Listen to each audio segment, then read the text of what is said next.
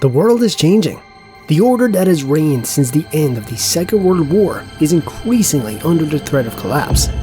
The United States has been at the helm of global affairs for close to 8 decades after emerging as the dominant power in 1945. During that period, the US has spread its tentacles to all corners of the world, introducing American capitalism to almost every single country on Earth. For example, other than the usual suspects, Coca-Cola is available in every country on the planet.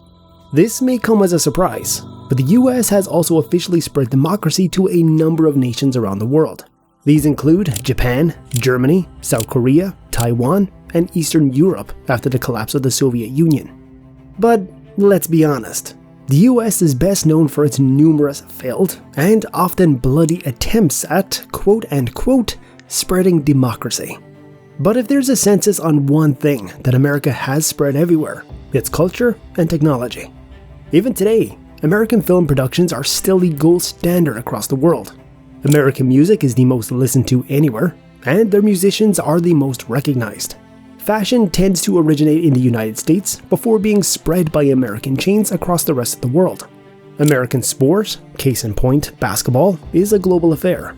The consumerism enabled by fast food chains like McDonald's, fast fashion chains like Forever 21, and assisted by incredible branding and advertising has quite literally changed how every country lives. Not to mention the technology and innovation by American companies like Apple, Microsoft, Google, and of course Facebook. In many countries other than the United States, products from these few companies dominate entire market segments. China, with its massive economy and fast growth, may eventually match America's military, but it will come woefully short on cultural influence. Until recently, the most underappreciated significance of American power and influence was the adoption of the US dollar as the global reserve currency. Unfortunately, most of those doing the underappreciation were Americans themselves. The post-COVID inflation brought about, amongst other things, printing loads of dollars, which made more Americans appreciate the role of their currency in maintaining their way of life. Very few nations could come even close to printing as much money without spiraling their country into a Zimbabwe-like hyperinflation. And, unbeknownst to most Americans, that special privilege comes on the back of all other countries. The United States of today is built on the back of globalization. The bed has been made over many decades. Attempting not to lie in it now may be catastrophic. A common phrase used to illustrate US influence is, quote, "When America sneezes, the rest of the world catches a cold," end quote. But that could be changing. The rest of the world is developing a vaccine and a cure at the same time. And unfortunately, all the best scientists, the best researchers, the best biologists and geneticists are in America, unwittingly handing over the weapon of their own demise. Since the 2010s, there has been a growing nationalist movement in the United States, mostly originating from right-wing politics. Of course, the best documented one is Donald Trump's "Make America Great Again" rallying call. Don't get me wrong, there is nothing fishy with making America great. Every American agrees on that, only squabbling over strategy. But the kind of isolationism and America First policy sought by Trump and others is leaving the rest of the world jittery, in particular, Western Europe. In mid-May, news broke that European officials are quietly preparing for the possibility of Biden losing the 2024 election to Trump. Of course, it's standard operating procedure to do this whenever the US goes to an election cycle. But over the decades, the expectation has been there's going to be a continuation of normalcy. With Trump, that's not the case. The former president presents a headache that's not been seen in Europe in decades, particularly when it comes to the Ukraine problem. You see, Trump has promised to evaluate the continued military aid assistance to Ukraine. He is not keen on sending more billions of dollars to the Eastern European country to defend itself. He's gone even further, stating that he would end the war within 24 hours. If I were president, and I say this, I will end that war in one day. It'll take 24 hours. I know Zelensky well. I know Putin well. Obviously, only his most die-hard supporters would believe that's possible. But increasingly, more and more people believe that, indeed, Trump would bring the war to a swift conclusion. Cheered on by the extremes in his party, the consensus is that Trump would cut off further military support to Ukraine, allowing Putin to bulldoze his way into the country and amass as much territory as his little heart desires. Technically, the war will end, but at what cost? At what cost to Ukraine? And, more relevant to this video, at what cost to America? When the Soviet Union collapsed, America persuaded Ukraine to hand over its nuclear weapons to Russia, with the promise that A. Russia would respect its borders, and B. the US would provide assistance to Ukraine should it become the victim of aggression. Russia broke its promise, but the US has so far kept it. Historically, tyrants don't stop at a single country. It's unlikely today, however, that Putin would venture westward due to NATO deterrence. But now comes Trump. He is openly not a big fan of NATO, and he's in fact on multiple occasions threatened to withdraw the US from NATO.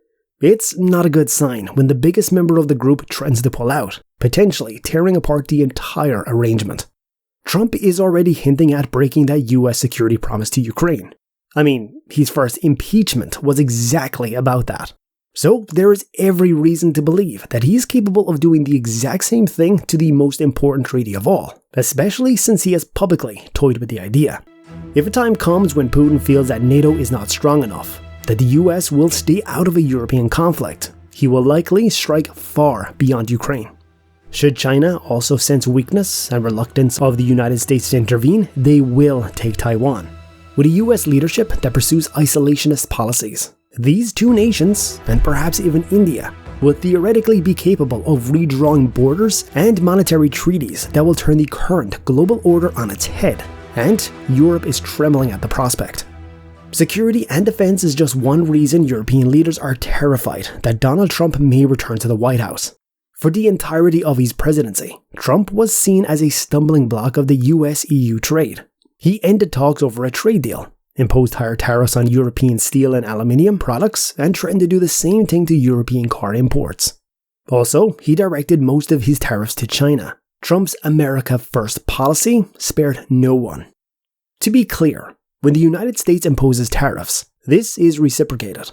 The European Union, for instance, imposed $4 billion tariffs on the United States goods in 2020. China has also done the same. But the problem is that the modern US was built on international trade. The value of the dollar is sustained by international trade and acceptance. The US military protects this international trade, which explains why Uncle Sam is always first to arrive when a country is either on the verge of tearing itself up in a civil war or it's about to attack another. Because the bureaucrats understand that more peace in the world means more expansion of trade, more prosperity for US companies, the US Federal Reserve, and Americans in general. In short, the freer a country is, the more US companies and financial influence can take root in it. Relinquishing this leadership position can be potentially catastrophic for the US economy. Dedollarization is a term you're hearing a lot lately. The US dollar has dominated international trade, international reserves, and served as the main currency used in global trade. But a growing list of countries, Brazil, China, and Russia, are trying to change this trend. It's being labeled as de-dollarization.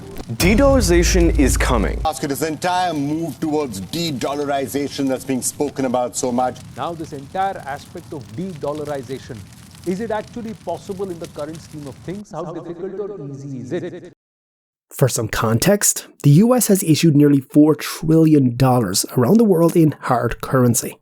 That's on top of another $38 trillion in treasury bonds. Basically, a big chunk of how America funds its domestic programs. But it's all a bubble. A bubble inflated by Uncle Sam's dominance and leadership position across the world. By controlling all the financial instruments like the IMF and the World Bank, other countries are obligated to take loans in the US dollar. By fomenting war around the world, countries are obligated to buy arms in US dollars. By exploiting its financial instruments and muscle, oil is traded in US dollars. Using its untold influence, bilateral currency swaps meant to bypass the dollar have in the past been met with sanctions. And the list goes on and on. The result of these decade-long actions were best illustrated during the pandemic. The US printed record-breaking amounts of money with relatively low inflation. The most elementary explanation for why inflation happens is when the money supply exceeds the value of goods in a given market. For a long time, the US has been able to, somewhat, circumvent this because the rest of the world has been all too eager to accept the dollar. In short, the excess money supply can be exported to other countries in return for their goods. This worldwide acceptance of the dollar helps it maintain its value, often at the expense of other currencies. With de-dollarization, that may change fundamentally. China wants the yen to take the place of the dollar, and it's succeeding. Moving forward, headlines like this will become very common. There is also talks of the BRIC nations introducing a new currency. They already have their own version of the IMF, dubbed the New Development Bank. In short, everyone is coming for the dollar. And yet, the weight of this huge economy America has built for itself is supported by the dollar. And that's just the start. In a world where China holds all the military and financial influence, it will be impossible for the US and Europe to call the shots. Their sanctions will be powerless, and for the first time in a very long time, they'll not be on top of the world. Even worse, the same sanctions the West has used so effectively against smaller nations for decades may very soon be directed towards them. Americans may be slow to wake up to this reality, but alarm bells are ringing in Europe. A world ruled by China, a country they don't share values and ideals with, is very terrifying. It was an open secret that European officials celebrated the election of Joe Biden in 2020. They saw him as a continuation of normalcy that was just interrupted by 4 years of Donald Trump. With Trump back in the race, and with his chances of winning just as good as the last time, many in Europe see it as a threat to Western dominance. Once again, just to be clear, I don't believe Trump wants this American Western political, military, and monetary dominance to come to an end. But populist movements have a history of bringing forth unforeseen consequences. Trump has also demonstrated willingness to get the US out of other non-security pacts, like the Paris Climate Agreement, the Iran nuclear deal, and even the World Health Organization. He's also slashed foreign aid to poor countries, and if elected, he'll likely go even further. At a time when China is spreading its money and wealth to anyone who wants it, buying strategic allies everywhere they can, the US is pulling back. Such policies are a godsend to China and Russia, and a nightmare to the West in the long term. A world where the United States does not respect defense treaties, has little regard for allies, shows disregard for developing and emerging markets, locks out external trade, and has a shaky standing on democracy and rule of law, is a worst-case scenario for Europe. European leaders like President Macron of France are trying to bolster more trade ties with China, for example, through his most recent meeting with President Xi. They can see where the world is going, and if they can't stop the US downfall, they'd prefer not to go down with it.